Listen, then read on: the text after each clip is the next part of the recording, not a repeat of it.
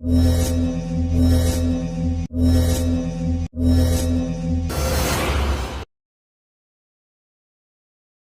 தலைவர் super star Rajinikanth அவர்களுடைய Jailer 2 படத்துடைய ஒர்க்கிங் ஸ்டில்லை வந்து இப்போது சன் பிக்சர்ஸ் நிறுவனம் ஷேர் பண்ணியிருக்காங்க.